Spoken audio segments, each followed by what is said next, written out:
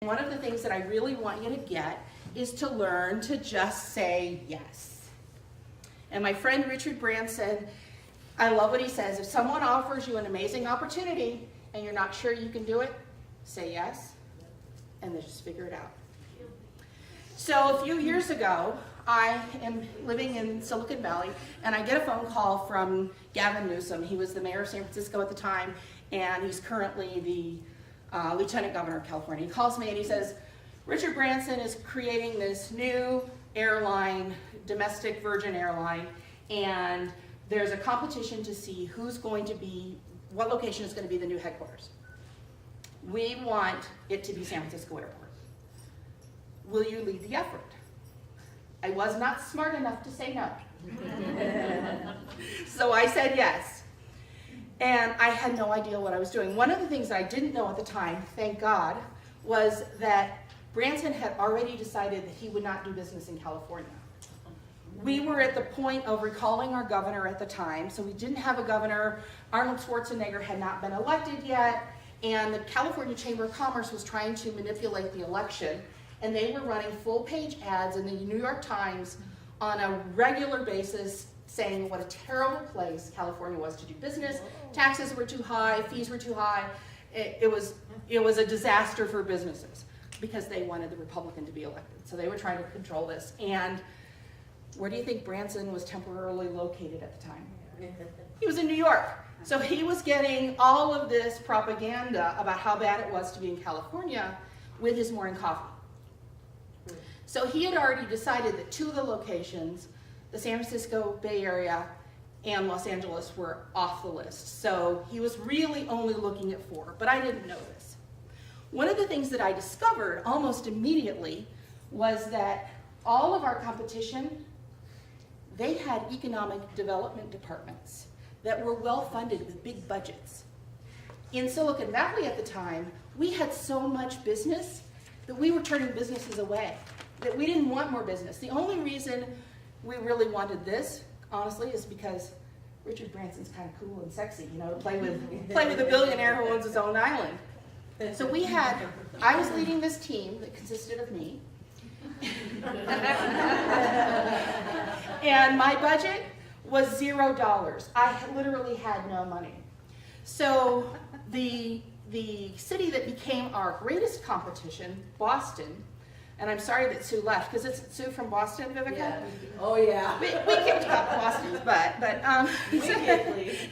so they had this massive budget. They also had an economy, and the way their government was structured, they were able to literally give millions of dollars to new businesses, which we legally couldn't do in California.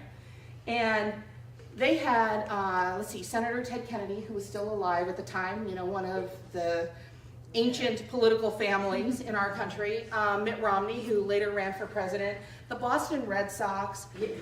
They were sending Branson and his team live lobsters with little luggage tags around their necks saying Virgin USA. No.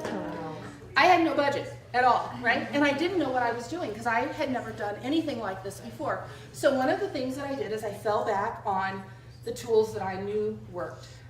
I researched what's everything that a new business would need.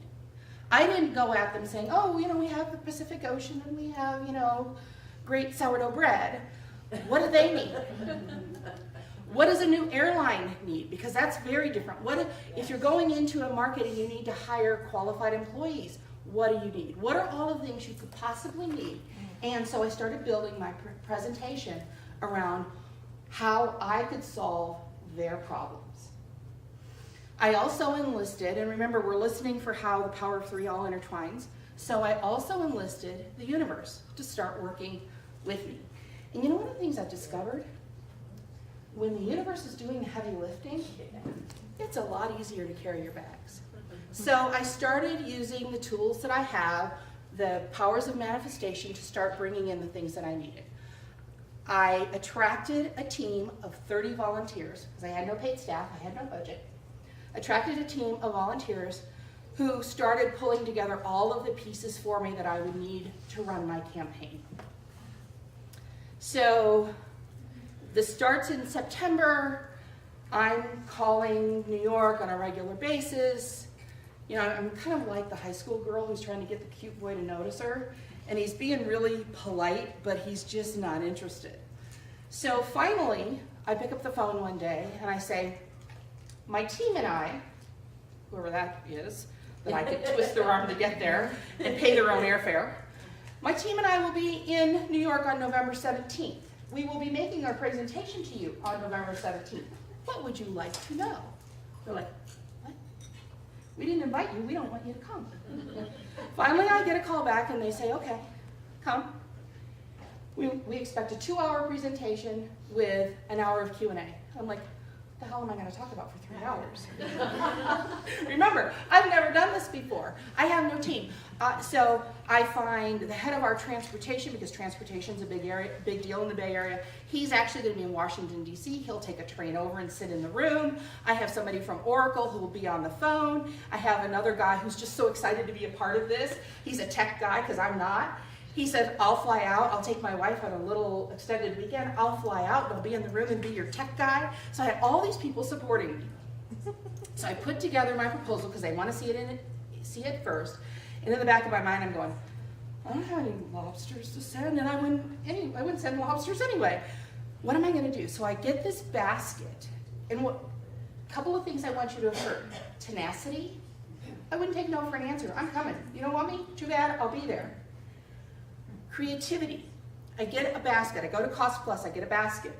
The Bay Area has all these wonderful things. I get a bottle of wine. I go to my backyard and I pick Meyer lemons.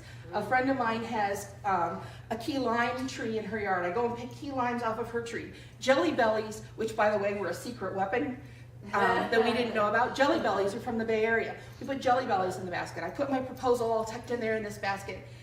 And I put $80 of shipping on my personal credit card and send it off to New York.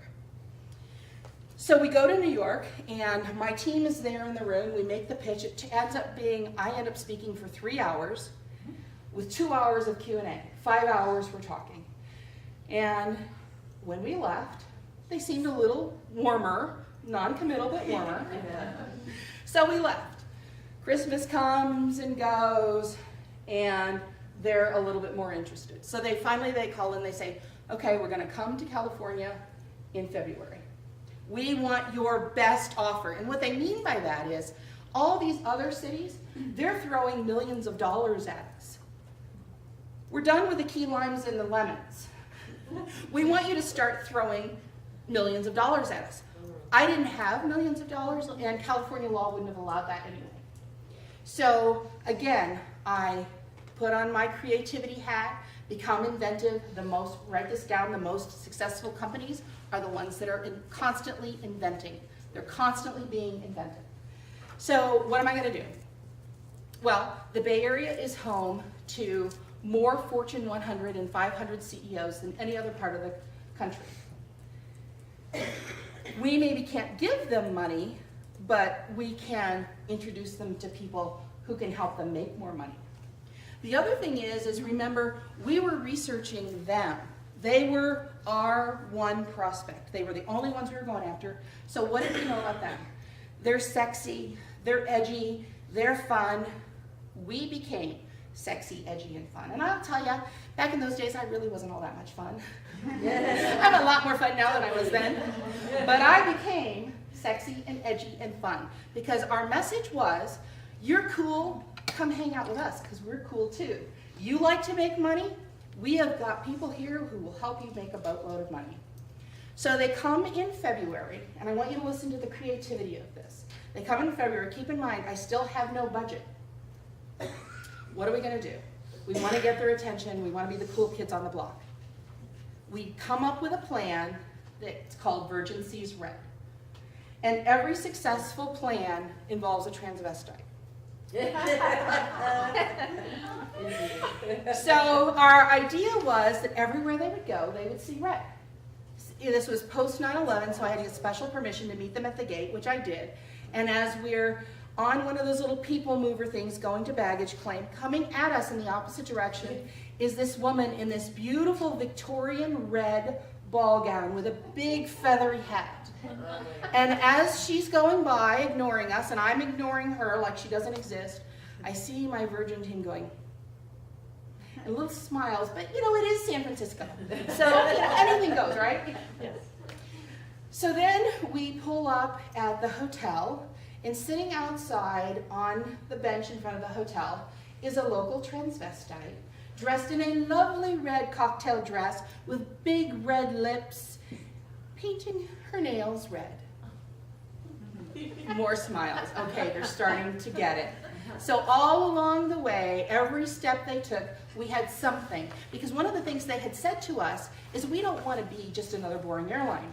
When you check in, if it's your birthday, we're not going to say, oh, hello, Jane, happy birthday. We're going to burst into sound, happy birthday. They wanted to perform. We were going to teach them that we could perform too.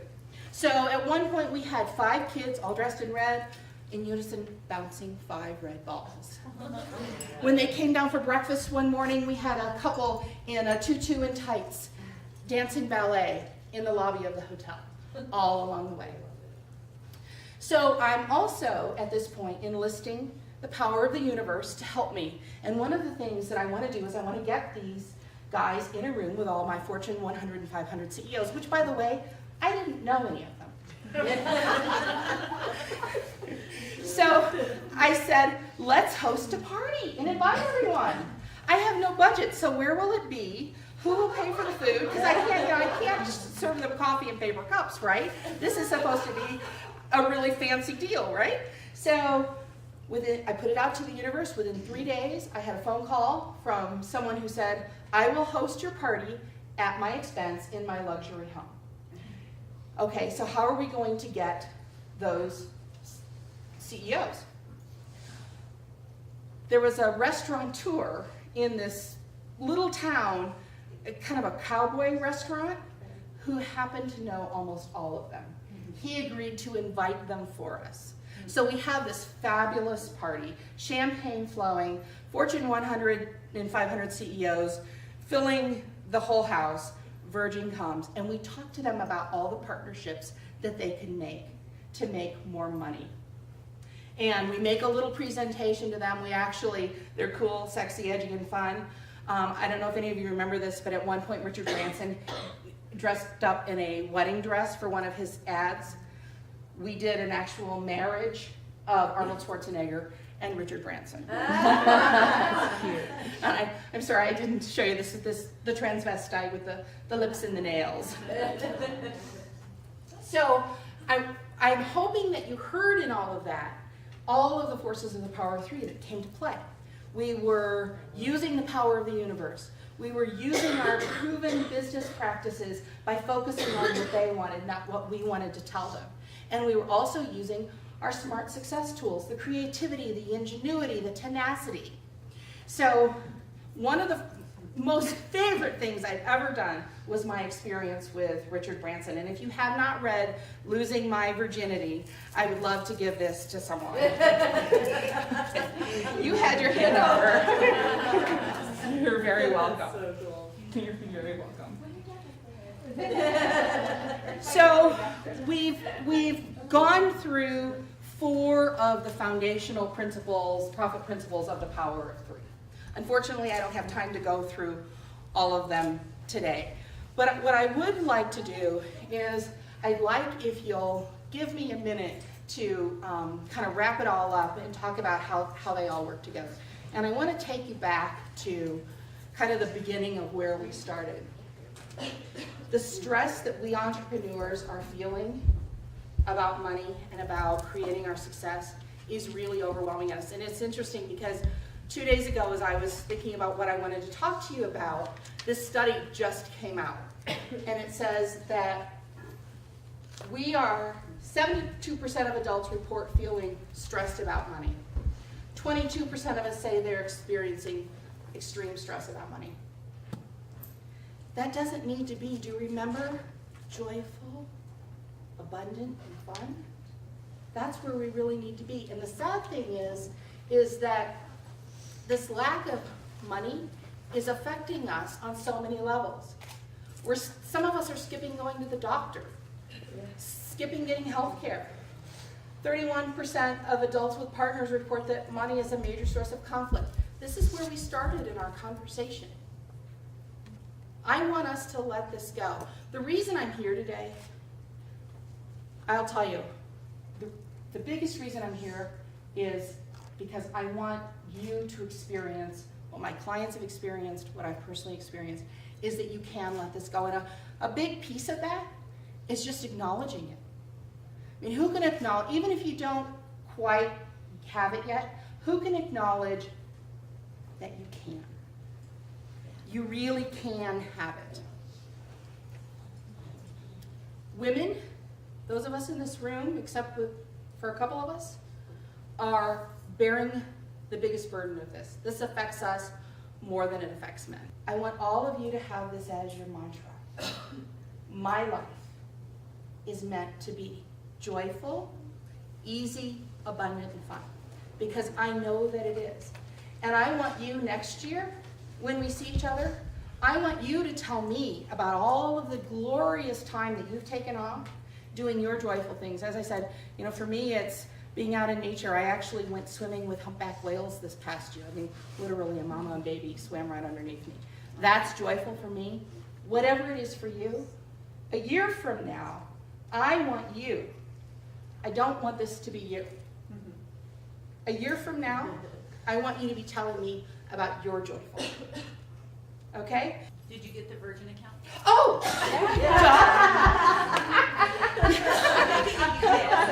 Yes. No.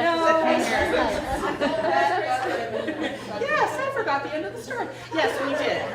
We did. They announced that their headquarters would be in San Francisco, and that's where it is as of today.